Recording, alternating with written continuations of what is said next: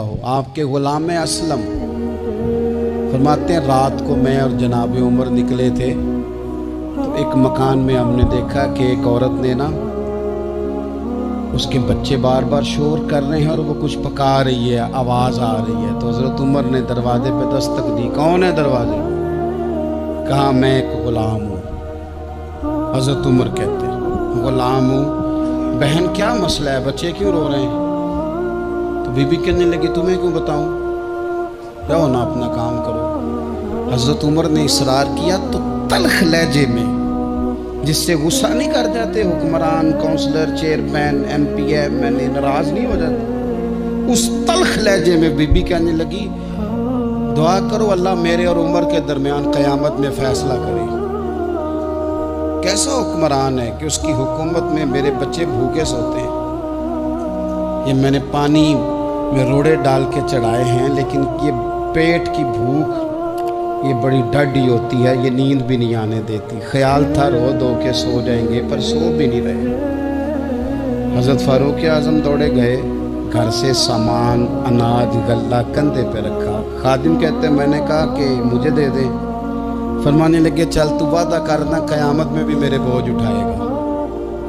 حضور نہیں، وہ تو میرے بس کی بات نہیں۔ فرمایا پھر مجھے کرنے دے۔ دوڑے آئے، اس خاتون کے دروازے پر لا کے وہ چیزیں رکھی، کہا بہن اگر تو پردہ کر لے تو یہ غلام نا آج کھانا پکا دے تیرے بچوں کو۔ پھر وہ گھی چڑھا کے چینی ڈال کے کچھ سامان پکتا تھا وہ کھانا پکایا۔ غلام کہتے ہیں جب پھونکے مارتے تھے تو داڑھی سے دھواں نکلتا تھا، آگ جلاتے تھے دھواں نکلتا تھا، پھر کھانا پکایا، پھر ان بچوں کو کھلایا۔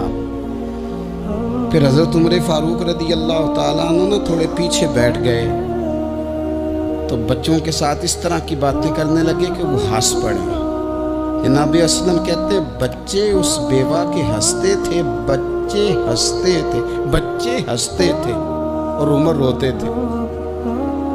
جب وہ ہنستے تھے تو فاروق روتے تھے۔ پھر وہ بچے آہستہ آہستہ لیٹنے لگے اور جب وہ سونے کی طرف بڑھنے لگے تو حضرت عمر کہنے لگے بہن میں جاؤں؟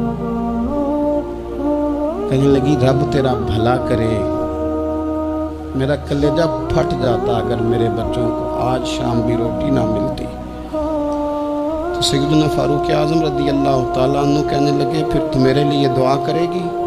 کہنے لگی میں دعا کرتی ہوں اللہ عمر کی جگہ تیرے جیسا کو نیک آدمی بٹھا دے۔ تو حضرت عمر کہنے لگے ایک چھوٹی سی گزارش بھی مان لو گی؟ کا کیا؟ فرمانے لگے کوئی یہ میری خدمت اگر پسند آئی ہے تو عمر کو معاف نہیں کر دیتی؟ غلطی ہو گئی، اسے پتہ نہیں تھا۔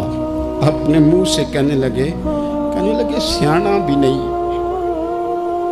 باشعور بھی نہیں، اسے چاہیے تھا خلافت کی ذمہ داریاں نہ لیتا۔ لیکن حضرت صدیق نے کہا تو وہ مان گیا، لیکن بہن میں اسے جانتا ہوں، بزدل بڑا ہے، کمزور بڑا ہے، ضعیف بڑا ہے، اگر تو قیامت میں اس کی شکایت لگائے گی تو بڑا کمزور پڑ جائے گا، اس کے لیے مشکل ہو جائے گا۔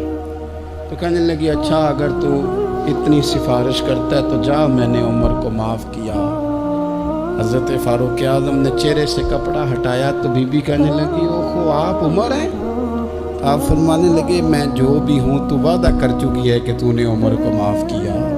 پھر باہر نکلے اور اپنے خادم جناب اسلم سے کہنے لگے 2 بندے اور بلا اور انہیں گواہ بنا کہ میں نے اس غریب کے روتے بچے ہنسائے ہیں، تو جا کے ان کو بتا میں نے وہ ہنسائے ہیں، اس کے بھوکے بچوں کو میں نے روٹی کھلائی ہے، اور تو گواہ ہو جا کہ اس بی بی نے خود کہا ہے بغیر جبر کے میری گزارش پہ کہا ہے کہ میں نے عمر کو معاف کیا۔ کیوں نہ ہم بھی اپنی اپنی ذمہ داریوں کا احساس کر لیں، کیوں نہ ہم بھی جہاں جہاں ہماری ڈیوٹی ہے ہم بھی وہاں غور کر لیں، کہیں ایسا تو نہیں کہ ہم بھی کمزور پڑ گئے ہیں، ذمہ داری تو لے لی ہے پر اب ہم ادا نہیں کر پا رہے۔ ورنہ وہاں سے معافی لے لے، اللہ تعالیٰ سیدنا فاروق اعظم کا فیضان عطا کرے۔ آخر دعویٰ